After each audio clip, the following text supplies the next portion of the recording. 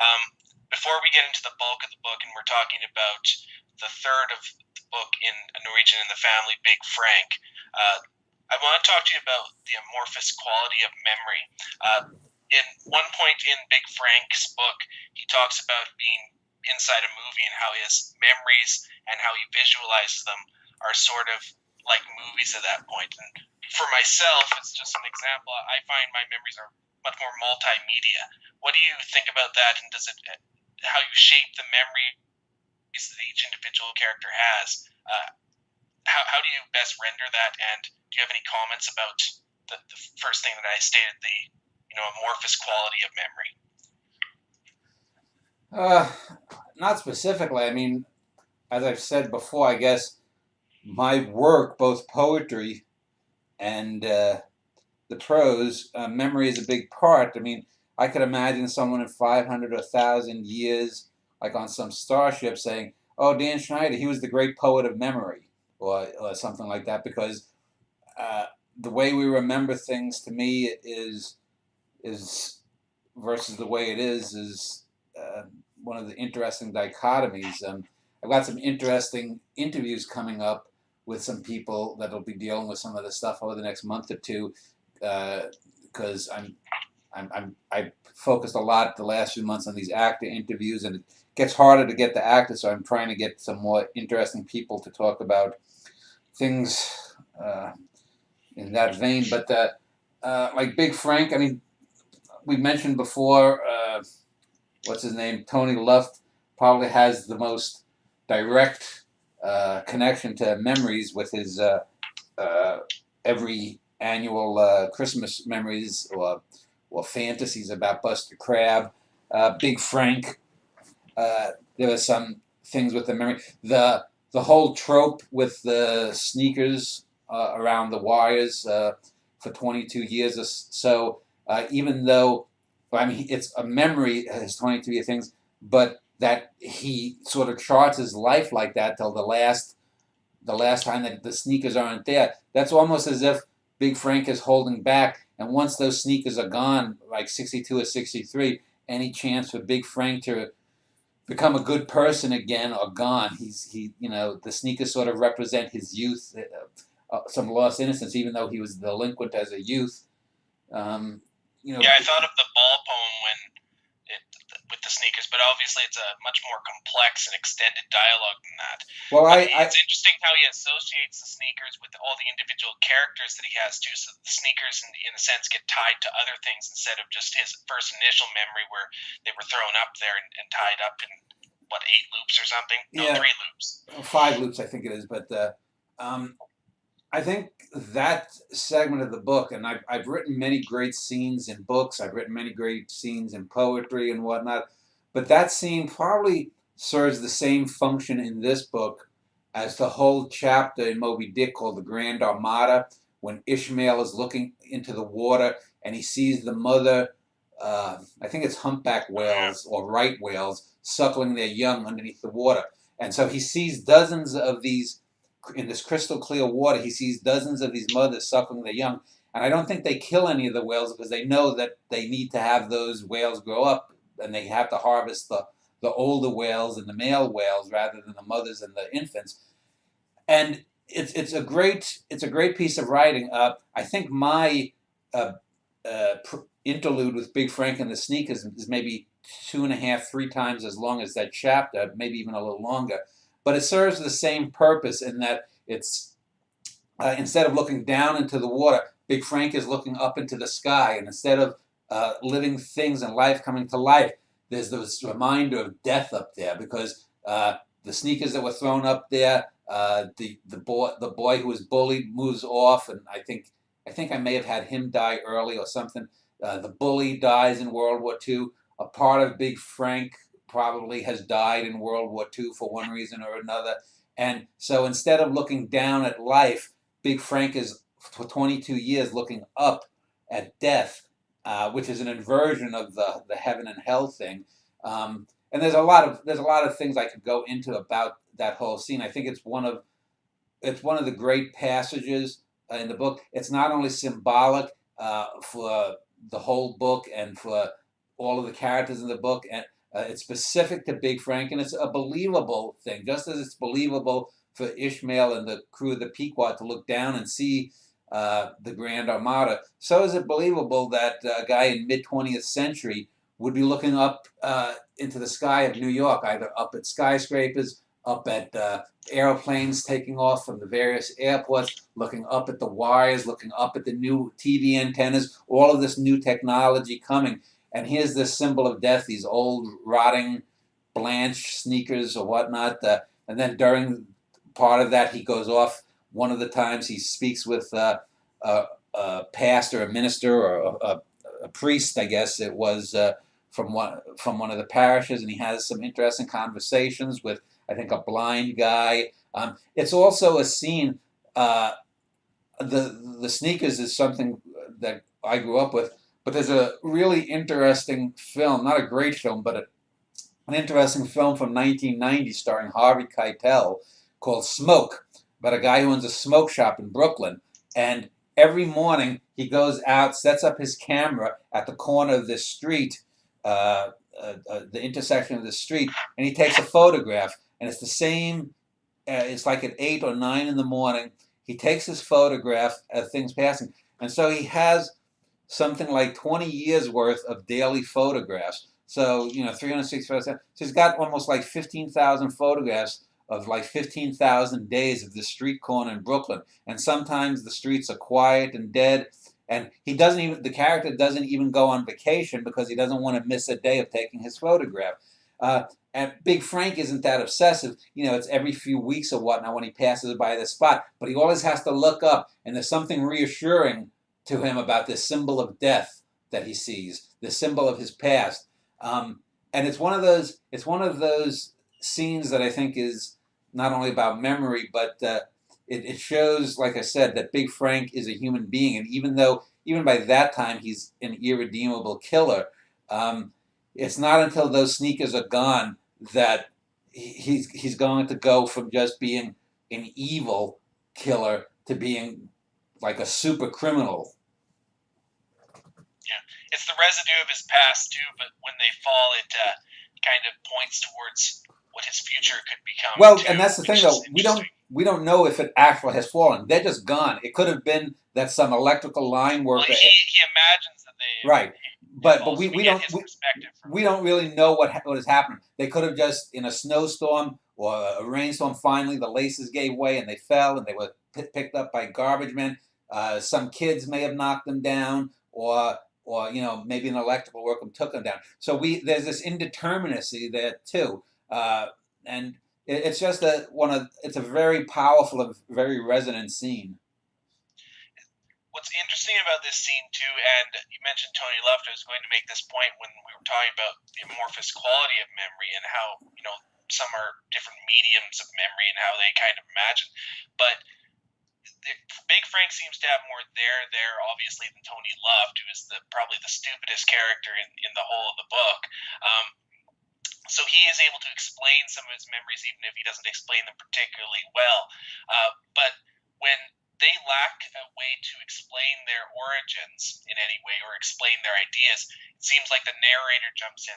So that's an interesting technique right there. Tony Luft rarely explains his past because he's not able to render and have any understanding in that way. But the narrator goes into the extreme of explaining it for him. So I have found that an interesting way to align some of the limitations of the characters.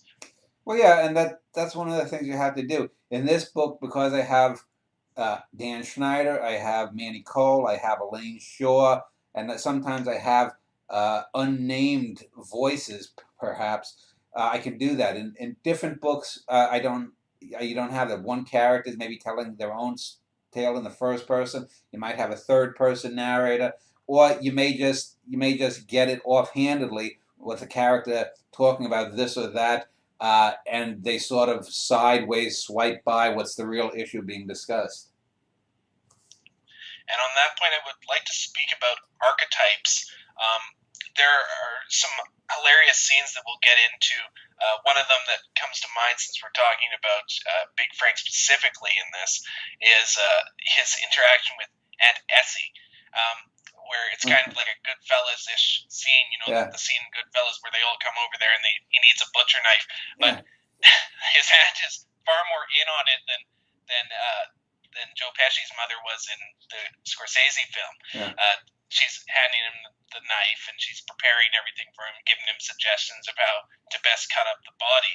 And she's certainly just an archetype, but it's as a service to the character. But there's other scenes where what seems like an archetype, like the hooker with the heart of gold thing, is not really an archetype, but a fully rendered character themselves. The scene with the prostitute, her name is Cheryl, correct? Yeah, I believe so. Yeah. She has a real character there, even though she enters in as if she's just an archetype for that hooker with the heart of gold thing. And she begins by saying how, and this is another marvel of the book, along with the sneaker scene. There's a long dialogue scene between them where they basically render their whole characters in that scene and explain each other, and they gain different understanding of each other through that dialogue. She begins defending his actions and that he's really a good man, and by the end she's agreeing with him what a terrible man he is. Yeah. The Aunt Essie character, I mean, there are many of those small, aggressive, hyper, violent little Italian old ladies. Probably if you remember the situation comedy, The Golden Girls, Estelle Getty played that kind of Italian. She wasn't a psychopath like Aunt Essie, perhaps, but she'd say, "Picture this, Sicily, 1917," and she describes something where maybe she's romancing Benito Mussolini. Well, all of you get that sort of stereotype of the bullshitting old lady, but this old lady, is very protective of her baby Frank, she calls him, she's talking about her friends. Yeah. Oh, yeah, and she even calls, I think, some of her friends like, "Oh, you're just a Jewish cunt" or something, but she means that she says something like that, Jewish cunt in the most loving way possible. Exactly. Yeah, and she also slaps Frank in that interaction too, and she's probably the only one who can get away with it. Yeah. I mean, I think I describe her as maybe 95 pounds or what, and a big Frank is like literally 3 times her size or something, and yet he acts like a little choir boy around her. The prostitute scene, though, I don't know if you want to speak about that, but I want to talk about what comes after it. It's interesting how these things tie up. They're tied very loosely, these chapters. Sometimes they fall together, but because of the frame of the book, it actually works very well. But you go from this long, complex dialogue between these two, and then you get a different, much more interesting dialogue with Polly and Vito, and they're literally arguing about whether Batman is a fag or not, and Polly is making good arguments for why he is, and Vito is endlessly arguing with him, and Polly is at the same time threatening him with killing him if he doesn't cajole to what he's saying. But that's a very funny scene. But what's interesting is that there's something underneath it too, with the Derek character who's listening in on the conversation at the same time and wondering how could these idiots possibly beat the Foundation when they're literally arguing about whether Batman is a fag or not. Yeah, I mean, and that's the thing, you get all of these kinds of ironies, but of course we saw that the Foundation is run by not only someone who's a psychopath, but a total psychotic who basically is paying these. They're a bunch of mercenaries, but he wants to force them to read all these ridiculous tracts. Paulie, as I think I explained in an earlier interview, Paulie keeps power within his family and within the structure of the mafia at large, basically because he knows he's the crime boss who shares the most with his people. So he basically buys his loyalty because he shares the spoils. Paulie lives in a rather modest apartment versus other guys who have mansions. And Vito, and he also has a soft spot too. Not for a lot of people. Like he doesn't have soft spot for ass rape delicious boy, but for some reason he likes Vito because Vito's loyal. No matter what kind of stupid shit Vito does, he's always bailing him out with his shyster attorney. I forget the name of the attorney, but he's one of those, speaking of archetypes, he's one of these, guys who probably has an annoying nasal New York accent that is always bailing Vito out of trouble. It was Daryl Bates, by the way, not Derek. That was my error. Daryl Bates. But with Vito, he was there for the ass rape delicious boy murder, and yet he still brings up the Hydrox and Oreo thing back with Polly and begins the argument all over again. He's totally clueless. You mentioned that Tony Luft is the dumbest character, but I'd say it's neck and neck between Vito and Tony Luft. Although probably if you looked at the two books that they both appear in, Vito seems a bit more menacing and a bit more dark within his own familial circumstances in Vincetti Brothers. Whereas Tony Luft is more consistently stupid. Gino Vincetti in the Vincetti Brothers, Vito's son, is also a dumbass. But you get the sense that he has occasionally moments of clarity that it might only be 45 seconds of clarity, whereas as Luft lives in an eternal London fog. Yeah, and you mentioned Vincetti Brothers, he can have moments of clarity in the sense that he at least understands the inner workings of his family, whereas Tony Luft is clueless in all facets, it seems like. But there's also, besides the actual argument, there's another scene, I can't quite place the chapter, but they're dumping off something and they can't decide whether it's an atomic bomb or whether it is some kind of liquid within it. There's also the nuclear waste. I'm not sure which idiot it is who says it, but they say, well, maybe it's ice, and Big Frank has to say, well, ice weighs the same as water because it comes from water. And at the end of that exchange, once the deed has been done and everything, there's also a scene where he can't quite find a place based on the location of a tree. But anyway, he's pissed off Polly so much during this whole interaction and is utterly clueless when he is smiling at him and Polly says, well, get away from me, go on. And then he hugs Polly. Yeah. And it's one of those moments that you kind of see the transition of eyes, because you get Polly's perspective, which is disgust, and then you have Vito on with his little sidekick character, Freddy, where he's going and saying, well, what a great moment that was between the two of us, and it was very moving, and you are my hero as well, Vito. Well, it shows you a hierarchy too, because Freddy Zaccone is he looks up to Vito of all people, and Vito's such a dumbass, and so you have in that scene you have Freddy as sort of the newbie young guy looking up to dumbass Vito, and then you have I mean, in a sense, it's sort of a lesser, dumber version of the Paulie and Big Frank relationship, but it shows you the hierarchy, and these two idiots can't do anything, and I mean, they're obviously dumping something toxic, and this is one of those scenes too where we get the difference between Big Frank and Paulie. Paulie's like, we've been contracted, famously the mafia in the Northeast and throughout most of the country and in the cities that they were controlled took care of sanitation, especially private sanitation, and they would just dump things here or there. Really shitty corporations would either have their workers do it, or they'd contract it out to mob-run places who would dump things in, places like Love Canal, these toxic dump site cleanup places of the 1970s and 80s, where you had babies born with 8 fingers on each hand, kind of thing, because of this. So Paulie and his crew, these idiots are dumping. They don't know, they can't find the actual lake to dump it. So that's why Paulie and Big Frank come out, because they're like going to some meeting with a mob boss on the way. So they decide to, and this is, I guess, in upstate New York or Connecticut or wherever they're supposed to dump it. And it's like, Paulie has no clue. He doesn't give a fuck if babies are going to be born, disfigured in 5 years because of this dumb shit. But Big Frank has that, and it's those moments, Big Frank's kindnesses towards Ass Rape Delicious Boy, Big Frank's awareness.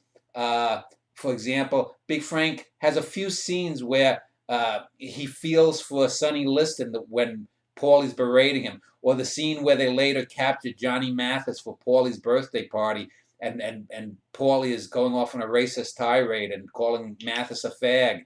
Uh, and this scene where Big Frank has this awareness of a greater social evil. Big Frank probably has no qualms even then with killing someone who gets in his way, but he doesn't want to hurt ostensibly innocent people, whereas Paulie doesn't give a fuck.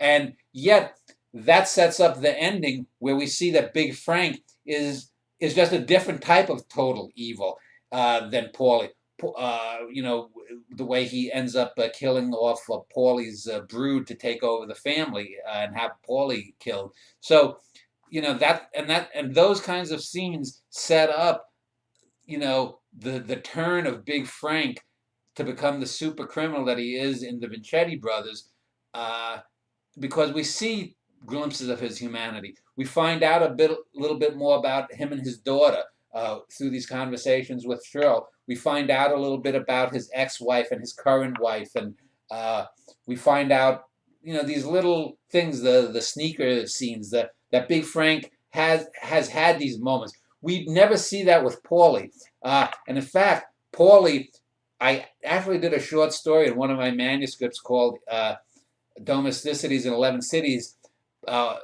in the 1900s, back in like 1906, the story is set, with Paulie and his little brother, whose name slips my mind.